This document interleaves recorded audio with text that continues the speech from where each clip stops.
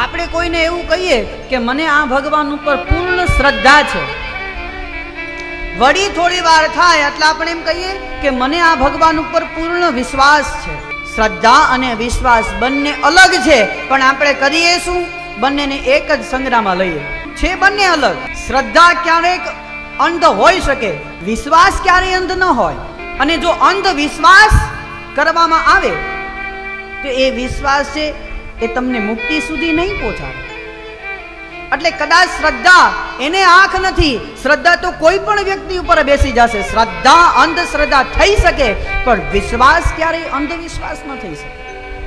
આપણે એને એમ કહી દઈએ કે મેં ફલાણા ભાઈ ઉપર આંધળો વિશ્વાસ કર્યો. નહીં, તમે એને ઓળખો છો, તમે એને જોવો છો, તમે એને જોયેલો છે, તમે એની સાથે રહ્યા છો, ત્યારે તમને એના પર વિશ્વાસ બંધાયેલો છે. તો જેની સાથે રહેલા છીએ એના ઉપર વિશ્વાસ બંધાય તો એ અંધ ન હોય, અને જો અંધ હોય અને વિશ્વાસ બંધાય તો એ વિશ્વાસ ન હોય. સત્યનું એ કંઈક એવું જ છે.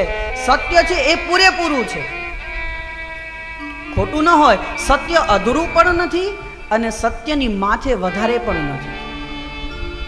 અને એ જ ઓળખાણ કરવા માટે ભાગવતની કથા છે.